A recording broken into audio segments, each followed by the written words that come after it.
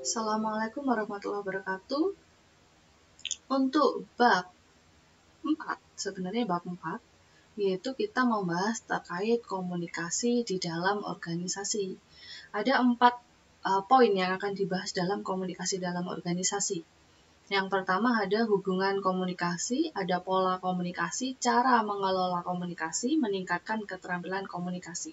Nah, tadi sebelumnya atau di minggu sebelumnya kita sudah belajar terkait 2 macam komunikasi, yaitu komunikasi di lintas budaya dan komunikasi antar pribadi.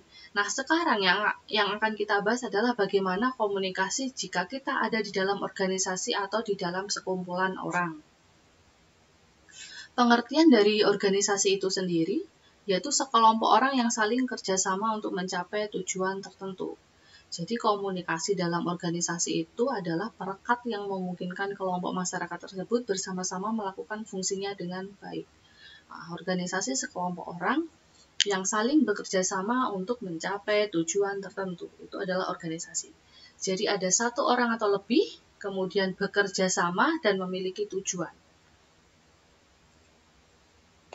Nah, peran manajer dalam komunikasi antar pribadi itu harus memiliki ketiga, yaitu ada peran antar pribadi, peran informasional, dan peran keputusan.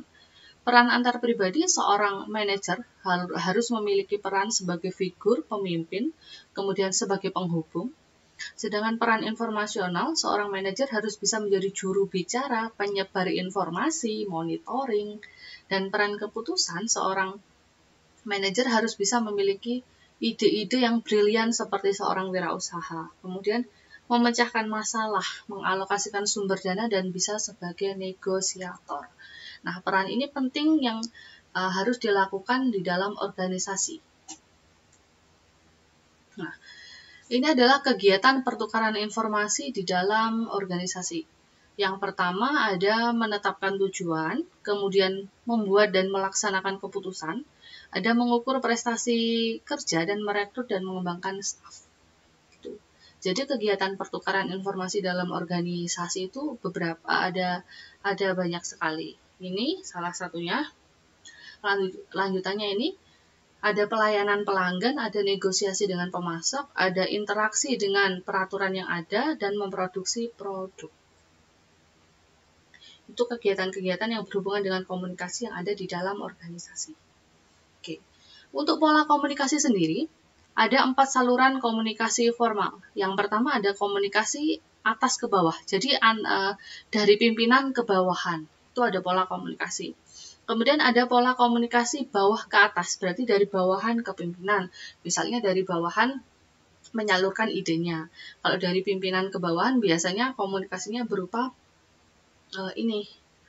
penugasan-penugasan seperti itu.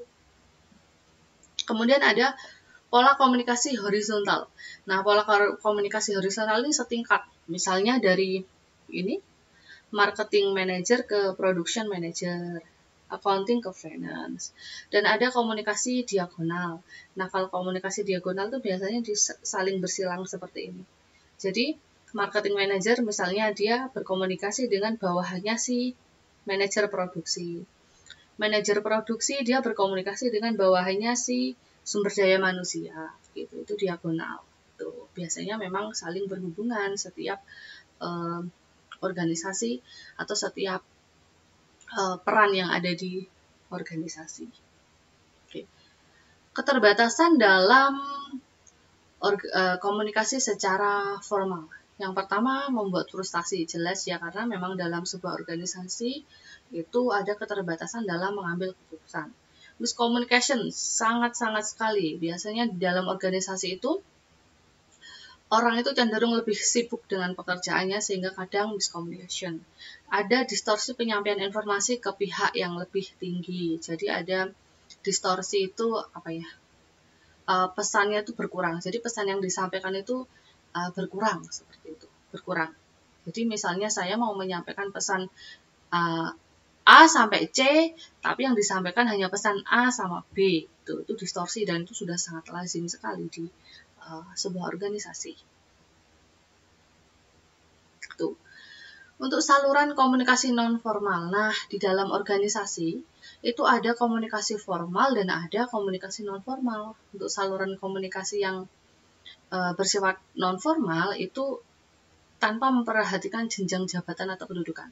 Tadi kalau saluran komunikasi formal, ingat ada 4, yaitu ada komunikasi dari atas ke bawah, dari pimpinan ke bawahan, ada komunikasi dari bawah ke atas, dari bawahan ke pimpinan, ada komunikasi yang setingkat antar marketing manager ini, jadi ke sini-sini, ada komunikasi diagonal yang antar bawahan sama atasan tadi. Nah, tapi di dalam sebuah organisasi juga ada yang dinamakan saluran komunikasi nonformal. Nah, saluran ini tidak memperhatikan tadi jenjang tadi jabatan seseorang. Nah, pengelolaan komunikasi. Baik. Nah, dalam organisasi ada beberapa penanganan pesan-pesan rutin. Nah, pesan rutin itu misalnya seperti ini. Misalnya dalam sebuah organisasi itu banyak sekali memo yang berlebihan atau tidak berguna. Dan juga banyak pertemuan atau rapat yang sia-sia, membuang waktu dengan percuma dan tidak ada hasil yang berarti. Nah, jenis-jenis komunikasi tersebut perlu dievaluasi. Jadi, terlalu banyak memo, terlalu banyak rapat yang memang tidak ada hasilnya itu perlu dievaluasi. Bisa dikurangi lagi. Oke.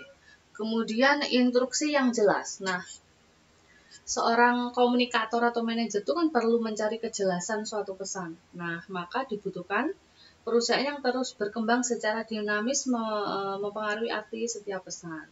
Nah, di samping itu, seorang manajer itu juga harus tetap berkomunikasi dengan stafnya secara keseluruhan untuk menjaga hubungan dengan anggota staf dan untuk memberikan feedback terhadap perkembangan dari suatu pesan. Kemudian mendelegasikan tanggung jawab. Jelas bahwa tujuan organisasi itu secara keseluruhan dapat tercapai bila manajer itu kan memiliki kepercayaan bahwa orang lain dapat menyelesaikan pekerjaan yang dibebankan kepada mereka. Sehingga pengelolaan komunikasinya bisa mendelegasikan tugasnya. Yang ketiga, melatih komunikator. Nah, misalnya melatih komunikator itu adalah seorang manajer ini kan terkadang dia tidak selalu stay atau mungkin ada urusan lain, maka harus punya juru bicara juga di dalam sebuah perusahaan itu. Nah, misalnya nih, suatu organisasi itu kan dianjurkan untuk menyelenggarakan pelatihan keterampilan komunikasi bagi orang-orang yang pekerjaannya berhubungan dengan masalah komunikasikan. Nah, pelatihannya ini itu harus melatih seorang komunikator yang handal. Gitu. Nah, untuk memperlancar kemampuan berbahasa dan keterampilan dalam presentasinya, melatih seorang komunikator, yaitu perwakilan dari perusahaan. Kemudian ada penanganan krisis komunikasi. Nah, bagaimana nih kalau misalnya terjadi krisis komunikasi? Apa yang harus dilakukan? Misalnya, yang harus dilakukan yang pertama yaitu perlu penanganan segera. Yang kedua, diam atau katakan apa yang terjadi sesegera mungkin. Jadi memang pada saat-saat tertentu itu pasti akan terjadi yang namanya krisis komunikasi gitu. Krisis komunikasi ini disebabkan oleh banyak sekali. Misalnya krisis komunikasi misalnya nih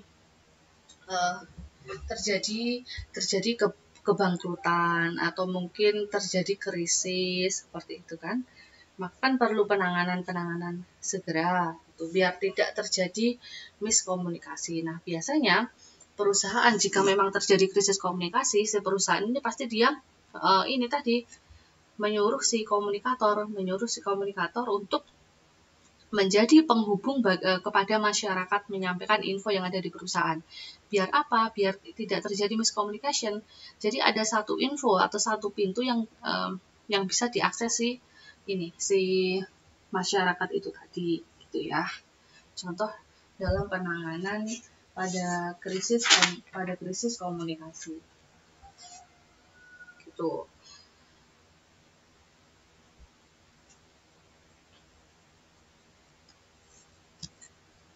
Oke. Kemudian meningkatkan keterampilan dalam komunikasi. Nah, dalam meningkatkan keterampilan dalam komunikasi ini, ada beberapa hal yang perlu diperhatikan. Yang pertama, membaca apa saja yang dapat meningkatkan keterampilan komunikasi. Misalnya kalian mencari nih literatur bagaimana meningkatkan komunikasi secara efektif misalnya. Atau kalian mungkin melihat beberapa orang, misalnya kalian melihat Najwa Shihab. Bagaimana ya Najwa Shihab ini berkomunikasi? Tuh. Kemudian mendengarkan percakapan orang lain dengan penuh perhatian. Tadi, menghargai. Kunci dari komunikasi biar tidak terjadi miscommunication adalah si penerima pesan menghargai si pengirim pesan. Kemudian melakukan percakapan atau pembicaraan dengan orang lain dengan cara yang menarik. Jelas kalau kita berbicara dengan orang lain atau mungkin bercerita dengan cara yang menarik, orang itu secara nggak langsung pasti akan mendengarkan karena tertarik seperti itu. Jadi tadi persuasif. Selanjutnya, berlatih melakukan wawancara dengan orang lain, berdiskusi dengan kelompok kecil dalam unit organisasi, pidato, berlatih menulis aneka surat, memo, dan laporan, gitu ya. Jadi untuk meningkatkan keterampilan komunikasi, terutama komunikasi dalam organisasi, ada beberapa poin. Membaca apa saja, mendengarkan percakapan orang lain dengan seksama, melakukan percakapan atau pembicaraan orang lain dengan cara yang menarik, berlatih melakukan wawancara dengan orang lain, berdiskusi dengan kelompok kecil dalam unit organisasi, berpidato dan presentasi dalam suatu forum tertentu, berlatih menulis aneka surat, memo, dan laporan. Oke, itu tadi cara-cara yang dapat kita gunakan untuk meningkatkan komunikasi yang baik dalam diri kita. Baik, untuk materi pokok komunikasi, pengertian komunikasi lintas budaya, komunikasi antar pribadi, dan komunikasi dalam organisasi sudah kita bahas. Semoga bermanfaat. Assalamualaikum warahmatullahi wabarakatuh.